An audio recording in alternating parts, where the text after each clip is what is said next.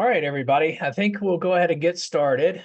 I've got a few minutes after 12, and it will be kind of maybe a slower roll till we get to the meat and potatoes of the Leadership Institute. So if anybody's joining a little bit after this, they won't be missing too much right up front. But welcome to the webinar that we're going to be hosting for the upcoming Leadership Institute in Region 6. We really appreciate you taking the time. This is going to be very informal in many ways. So if you ever have a question, please just jump in, ask it, raise your hand. We'll call on you, whatever works. I don't think we're going to have an overly large crowd, so feel free to speak up. I want to take a minute to introduce everybody. So my name is Stephen Murphy, and I am the principal investigator and the director of the Region 6 Public Health Training Center. And within that training center funded mission area, we also have what you guys are here for, the Region 6 Public Health Leadership Institute. Our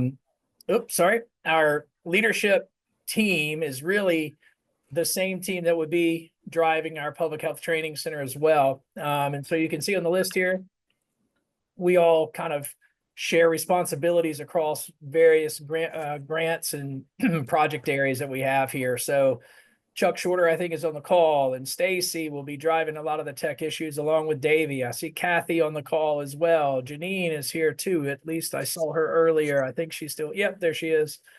And Summer Burton as well. So Summer is one of my students. So we have a lot of student interaction as well in these mission areas. So I bring that up to you just because we're the folks that are here that are responsible for bringing this Leadership Institute to you. But we did not make this up on our own. And we'll get into how we kind of arranged our leadership themes and how we kind of rolled this out once we received the funding mission, if you will. Should I say the area here that let me mute this. There we go. The funding area from HRSA. And so let's get into this next slide. We'll go over a little bit of the background and how we tie together with the training center. And we'll also look at some of the characteristics and the eligibility criteria for our Leadership Institute. It's pretty strict on some regard, but kind of loose on the others. We'll talk a little bit about who's who and some of the logistics and operations that kind of help drive and deliver the Institute to you all. And we'll go over a little bit of the themes and topics, et cetera. And then we'll have some Q&A if you haven't had your questions answered, or if you haven't jumped in, feel free to at that time as well. So getting back to who we are, the training center, the Region 6 Public Health Training Center was actually, you can see there, was originally funded in the year 2000 by HRSA. It was a little bit of a different makeup than what we see today with the federal regions that we are comprised of now, with 10 regions. We were actually in partnership with Louisiana, Mississippi, Alabama, and Arkansas back then. And you can see that's Region 6 and Region 4 combined pretty much. But regardless, we've gone through various iterations of this and gone through various iterations of the Leadership Institutes as well. But we were finally realigned in what we see today in the regions. And in 2022, I think we rolled out, now it's actually 2023, we rolled out our first cohort of the current iteration of the Leadership Institute. The Public Health Training Center does not have the rigorous criteria for you to be involved in it. The Public Health Training Center across all the U.S., all 10 regions have one. The Region 6 Training Center has about 200 active courses on our learning management system that you can actually join and take for professional development or areas of interest, to grow your interest or to grow your knowledge in that area of interest. Feel free to jump in that as well.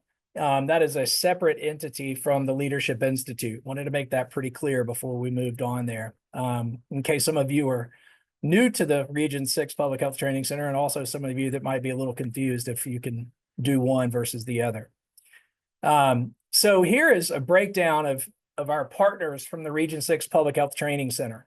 And these are the actual agencies and the personnel that will be leading these agencies that helped us kind of devise the background or the backbone, if you will, of some of the themes, some of the content areas that the leaders of these community-based training partners they were the ones voicing, hey, we need X, Y, and Z to be covered, and we want our emerging leaders to help us understand, or we want our emerging leaders to better understand and help us get to the next level through a little bit of a deeper dive in these topic areas. And so again, getting back to our training center team, yes, we are here to create that content once we agree upon the content areas. But regardless, it was not just us in a vacuum. This was a true regional approach to how we devised this Leadership Institute. And we're pretty proud of our partnerships and really appreciate who they are and how much they help us. And a breakdown of the regions here, in case you are not aware of those regions, I've mentioned that before. But these are the HRSA, these are the HHS, these are the federal government regional breakdown, same ones as that FEMA uses as well. But you can see here, there's 10 regions here, and we're in Region 6, hosting Region 6 Training Center here at Tulane. So the overall mission of the training center there is truly professional development of the public health workforce, which dovetails nicely with the Public Health Leadership Institute, because that is also developing or training the public health workforce in a different way. We look at students that might have our community-based training partners that I mentioned on 2 slides ago. We leverage them and some of the students that are actually coming through master's programs in these areas that also have internship requirements. And so we partner with them as well, and we provide support for them across Region 6. We also provide technical assistance in many ways to the public health professionals and agencies across Region 6 in a litany of ways. Most recently, we had a collection of some of our training center staff helping with Super Bowl planning here in New Orleans. And so we go from one side of the public health equation all the way to the other side, and get right involved in health security and crisis moments as well. But you can see there, the leadership issue, the Region 6 Public Health Leadership Institute is why we're here today. So I'm gonna jump right into that. So we decided as a region to, I guess, target that mid-management, that emerging leader. So we wanted to provide that public health workforce sector, if you will, a little bit of a leg up. A lot of our public health leadership institutes had to meet certain criteria. And a lot of what we're going to see in a minute is not just us, it's also our funder. But we really wanted to target the emerging leader in Region 6. There are so many available opportunities for that leader to go and get further professional development in leadership. And we found it to be a little bit more challenging and a little bit more out of reach for that mid-management emerging leader that's almost there to really get a little leg up. And so a couple of the other regions across the US have done the same thing and targeted the same public health workforce population. But regardless, there are virtual sessions in our Leadership Institute. So if you are selected and if you apply first, and then you meet the criteria and we select you to come into the Institute, it will be all virtual sessions. There's no travel required. We don't have an immersion experience, even though that could be fun, but we also understand budget limitations, especially in the climate that we're in right now. We'll have some very heavy practice-oriented topics, again, leveraging what we know the regional needs might still be. We kind of massage those every year. And if your agency was not on that community-based training partnership slide, just know that we have a touch point pretty much across a lot of the region. And so that's why we lean heavily on those practice partners to help us, to help guide us. There is no fee, there is no tuition to this. And you'll get a chance to really know that networking, the network across the region is a networking opportunity as well as a community kind of learning together. So you're not necessarily in a classroom. It's going to be in a little bit more of an engaging environment, we hope, right?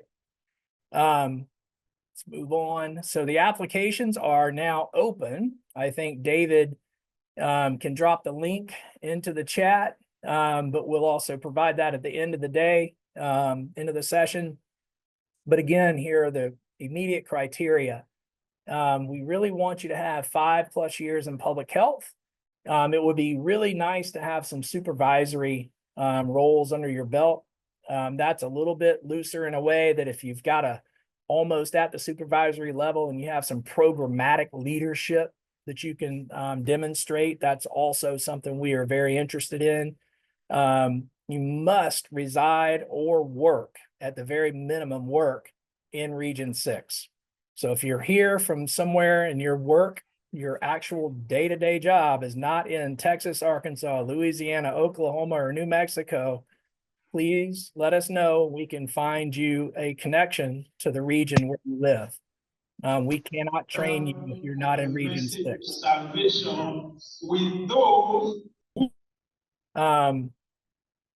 There are no specific educational requirements for it, but the experience is what we rely on. You must, if you apply, just know that if you are selected, we are going to expect you to participate. This is something that we are not just going to check the box and say, Kim Hobson decided to join us, and I'm glad to see Kim on the call, or she was earlier. We can't just say, oh, she joined and we'll just check the box and graduate her. We will look at the engagement level and the participation. And if you're not meeting it, we're going to have to cut ties and encourage you to apply the next season. So just know that it's about a 2 to 3 hour commitment per week, every 2 weeks for a live synchronous session to be together on Zoom, all virtual. But just know there may be, during those off weeks, some pre-reads, maybe some follow-up homework, so to speak.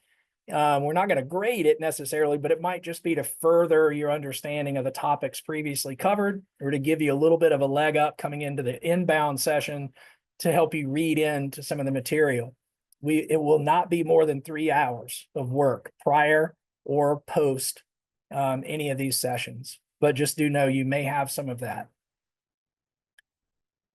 All right, so again, we launched in 2023, and we've covered a lot of this, but one of the biggest things that we like to, that we've learned, we wanted to kind of harness this, but we also kind of experienced and learned this as we went through this the past couple of years, is that it is an amazing opportunity to get to know your counterparts in other areas that you might not know well at the moment, or you might not have any reason to know well, but now you're in this together.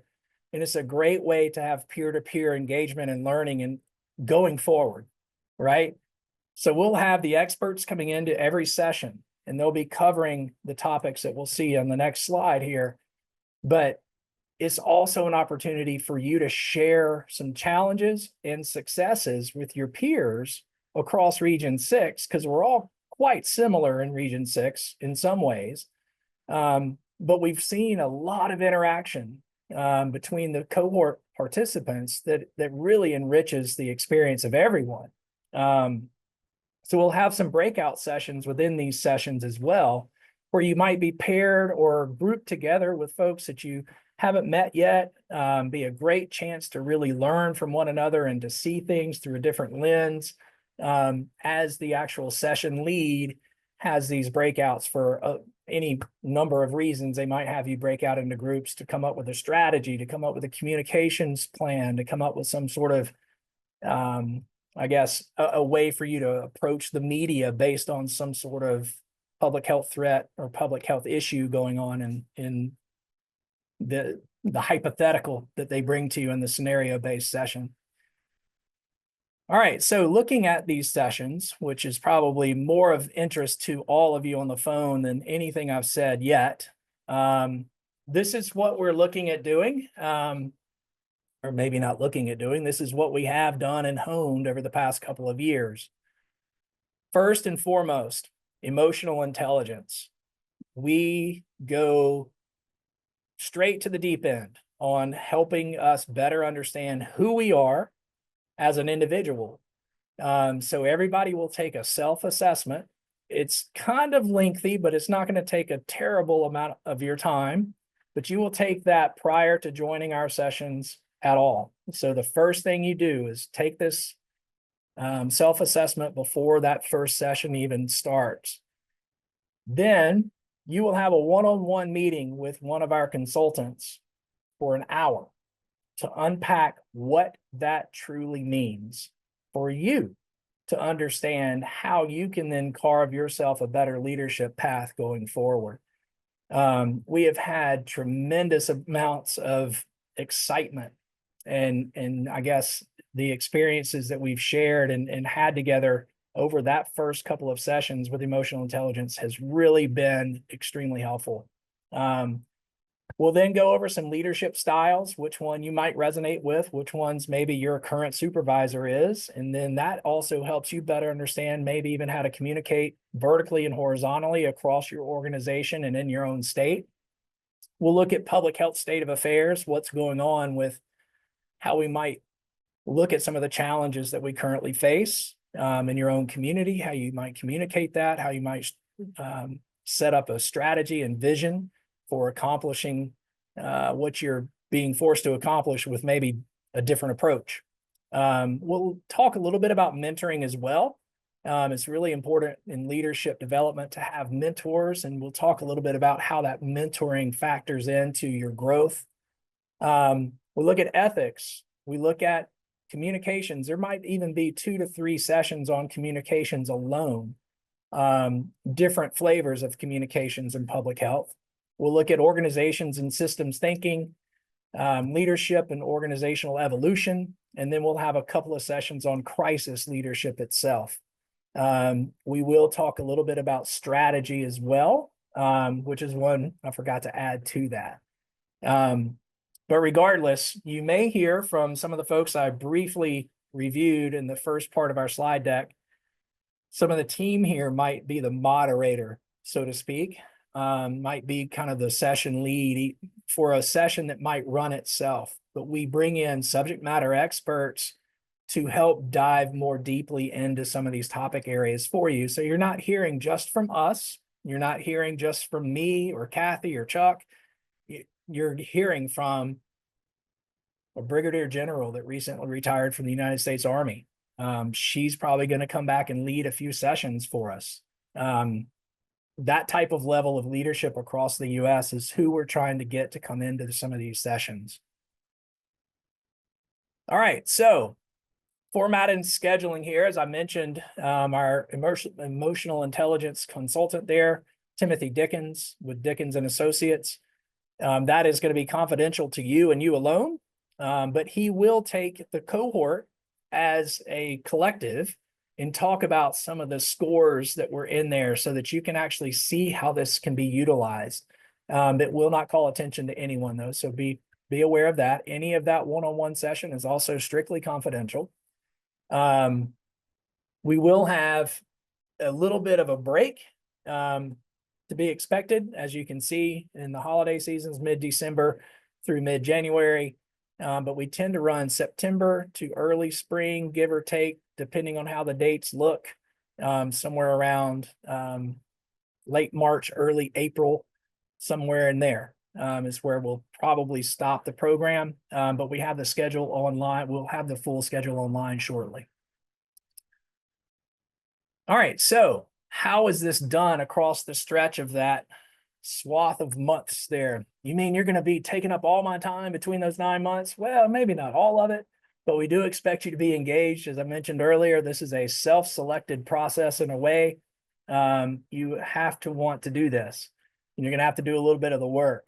But they are held every other week, live sessions beginning in September for about 3 hours a piece. Now that I would say the majority of them are between 2 and 2.5 hours, although we want you to reserve those 3 hours because we don't want to cut you off. The last 30 minutes or so tends to be kind of a closing discussion across the cohort. So if we are running up on 2.5 hours and say, oh, sorry, Kimberly, we can't hear you anymore, we got to cut you off. We want y'all to have the room to explore that with that subject matter expert, to explore it with each other. So we leave that 3-hour block and hope you do too on your calendar so that you can take full advantage of this. Again, this is a true subject matter expert coming to you every other week for free. to help you build and develop your leadership, your skills, hone your skills, et cetera, et cetera. It may include a little bit of work, like I said, before the session. It may include a little bit after the sessions, but every session will include a short evaluation. That helps us improve every time. It helps us understand what went right, what went wrong, because we always want to try to get better. I think everybody on the training center side here on this call can attest that our first iteration of this Leadership Institute is probably a shell of what it is today. It was different. It was our first time, right? We all kind of trip over that first iteration. If you've ever done a presentation, the first time you do it, it's a little bit harder than the second, third, fourth, fifth time you do it. So we're a little bit better now. I'm knocking on wood as I speak. I think it's a much smoother operation. So please know that once you join us, we will take that seriously, because we always want to get better for you. Again, I mentioned those off week activities.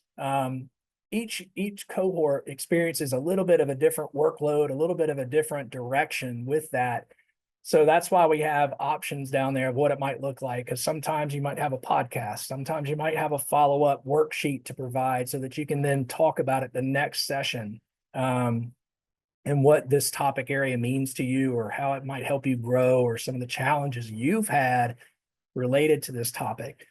But it also might be some reading, some pre-reads, as I've mentioned, or maybe even a video to watch. So regardless, it's kind of a flexible thing, a fluid thing from cohort to cohort. So happy to answer anything on that.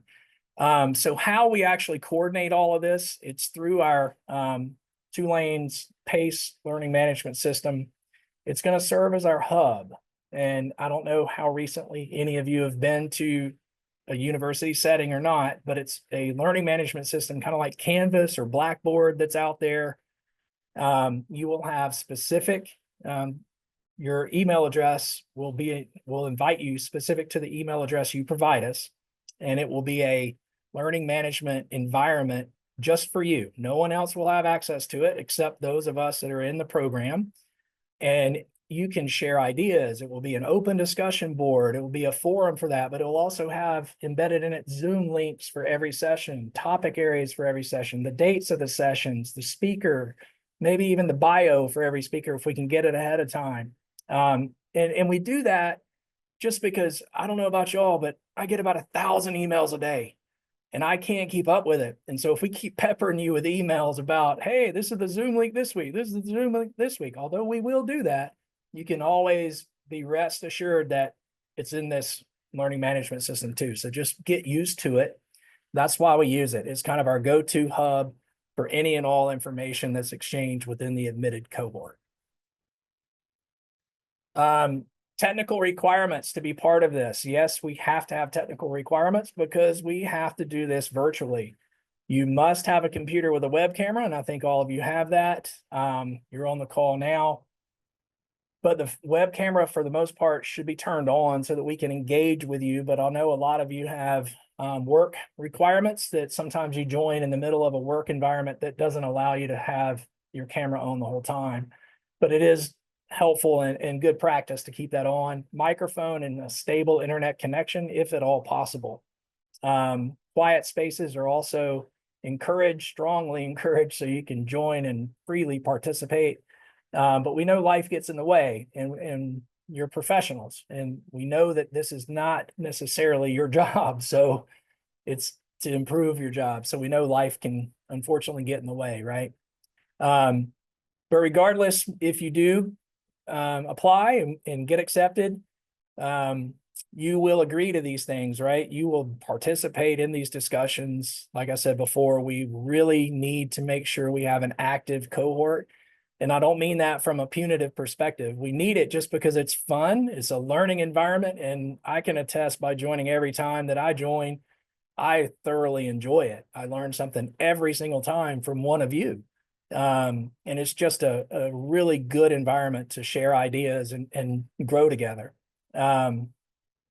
Prepare for the sessions and do the follow-up work as needed. We will record all of these sessions. Now, that doesn't give you a free hall pass for every time you can't join us live, because we will have to have a conversation when you stop joining in those live sessions. But just know that if you miss one or two, that's great. You can go back to that hub and you can view it on your own time. Or if there was something that I said, or something that your cohort mate said, or something the session lead said during one of these sessions that you forgot, go back and view it again. That is for you and will be there for you for a year. So that's a powerful tool for you to go back and get your own little cohort podcast, if you will, and continue to make sure you know what was shared, and maybe have a little nugget you can pick up later. All right, so when we conclude, you will get a really fun certificate of completion that will be mailed to you. You will have a digital badge. You'll be included into an alum LinkedIn profile. So we will encourage you at some point to create your LinkedIn profile if you do not have one, and we can work with you on that. But you'll have a digital badge that can be shared from there. A little bit of a challenge coin, if anybody's unfamiliar with that, but it's just a coin that shows, hey, we experienced this together, and we can continue to work together. I'm part of this alum group, if you will. And hopefully it will nurture a lot of networking opportunities for you. I know I will never forget anybody that comes through this program. Well, I can't say never, but I hope in the near future, I still have the mental bandwidth to continue to stay engaged with all of you. And the LinkedIn, being connected on LinkedIn in that group is also a very easy way to do so, especially if we change jobs and email addresses go, different and go sideways. So here we are at our last slide. Again, they are open. If you are interested, please access that. I think we're up to about 19 or so applicants so far. Somebody can correct me if I'm way off target there. So just know that it's a little bit more than just filling out a check in the box kind of application. We really do need it to be kind of thorough and well thought through on some of the answers that we need. We do need a resume. And once you are accepted, we will need to have some sort of letter of support from your supervisor. And this is important because I feel like leadership development in the workforce should be something your supervisors invest in. This is an investment for them, and it's an investment for you, of course. But they need to support you. We do it during the workday, every other Thursday. It's not at night. It's not on the weekends. This should be something that is to improve you as a member of the current workforce, and it should be supported by your supervisor to allow you to have those 3 hours every other Thursday to join and contribute and participate. So we will look for that once we're accepted. So don't go digging around for that yet. But I don't know if we've ever encountered a supervisor that has said, no, we can't do this. I can't support Kimberly for joining this group. Hopefully that remains the case. So with that said, I know that was a lot at one time, but I wanted to make sure we had enough time to answer any and all questions. I'll open it up to anybody, and I see a lot of chat, but I know somebody is monitoring that chat. So do we have anything? Will we need to purchase books? Whoa, I just saw it.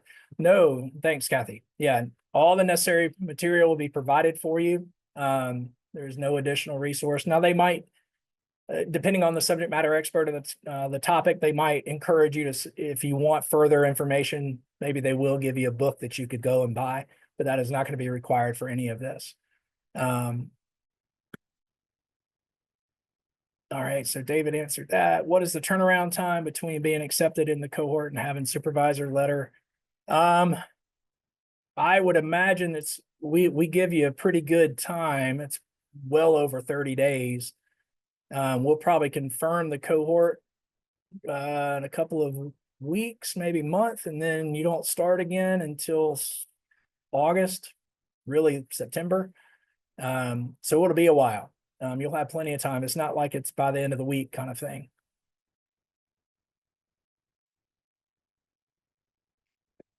Can you remind us when the due date? Oh, there you go, June 1st. Thanks, David. Are there any questions we haven't answered out there?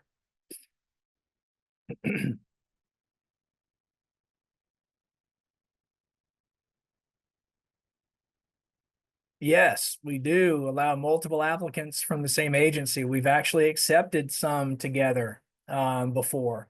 So not only did they apply, but some were accepted together and we're kind of running together in that throughout the cohort.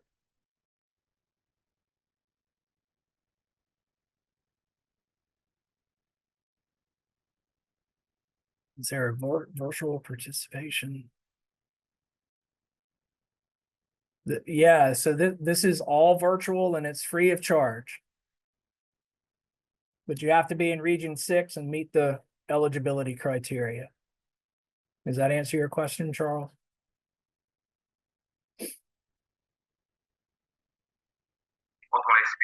Yes, thank you. I'm glad you mentioned it's a virtual participation because good evening. Thank you for taking up my question. I was actually going to be worried that I am not in the States and I'm in Nigeria. Even though I have interest to attend, I was already feeling I was being marginalized since I may not be able to make any registration fee or attend in person. Thank you for that clarification, Mr. Stephen, please. Yeah. So you have to be a resident of Region 6 United States. So Texas, Arkansas, Louisiana, Oklahoma, or New Mexico. Oh, okay. Okay. I was wondering if there was something that could be available for those of us that are not in residence. Yeah, we can't accommodate any. That's our funder requirement. We can't expand that. So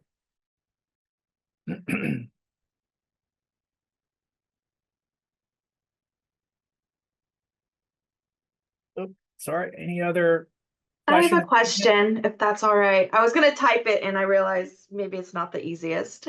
Yeah, please jump in. Well, good afternoon where I am. I know it may not be afternoon for everyone else, but you mentioned that there were no educational requirements as a minimum, but Mhm. have you encountered applicants who have educational experiences that maybe are so vast that it would turn this experience to not being meaningful? So yeah, so we look at that, that's a good point to bring up. We might should clarify that up front in the slide deck going forward. So we do target that mid-management person. Or mid-career. Mid-career is kind of off because that gives you an age perception that really isn't required. It's those folks that are on the cusp of leadership roles. Sometimes we have had somebody that just finished a PhD in leadership studies in public health. That person's not the target audience here. We've also had folks that have been the director of health for 20 years, and that is not the target audience here. We want that mid-management person. Now, we have had a few folks that are at a higher level, state epidemiologists, for example, of a state that had only recently been promoted to that level. So we look at the applicant in totality, because to your point, we do not want it to be a duplicative kind of effort for anybody that's coming in with that level of education or that level of experience. But we also want it to be that group of people of a similar stage of their careers to learn from one another and not be dominated by another person that's a little bit higher in the leadership rung, so to speak. Did that answer it, Jennifer? Yes, yeah, no, that definitely provided some clarity in terms of just understanding the focus of being in that mid management type of supervisor role, having a handful of years, and knowing that you won't necessarily, it is that entire application, that entire applicant, and where they are and where they see their future and what role they're fulfilling at the agency currently. So I appreciate that. As you know, public health attracts people from all career paths and many different stages in their life. And so we are grateful for all the perspectives that come into our agency, but we also recognize that not everybody at this time in their current career path may have this opportunity. Right. And I think that's what also makes it kind of interesting to see see the type of workforce that we bring into the Institute together. You know, to your point, we don't have folks that are freshly minted in professional experience, or maybe we have one that's a little bit newer to public health, but has a career outside of public health. I was one of those random people that got brought into public health after 9/11. I was a financial advisor for many years, but I had a little bit of programmatic experience, had a little bit of portfolio management and personnel management, so to speak. So those types of things are very interesting to see the dynamics once the cohort is confirmed. You're going to have some different perspectives and different stages of career, which, you know, makes it good as opposed to having straight leadership positions and then just a few mid-level folks. That tends to dominate the conversation and is not as rich for everybody. Any other questions or comments out there? You have our website. David and Kathy and everybody's been jumping in on some of the questions and dropping links and application links, but we'll link you to death. Please feel free to email us with any follow-up questions. David just put that in there. It's also on the slide, R6-PHTC for Region 6 Public Health Training Center. It is hosted at Tulane. That's why we have a Tulane domain. Feel free to peruse the website as well, get a little bit of a different taste of what was covered today. But if there are no more questions or comments, we can call it a day and give ourselves back 20 minutes.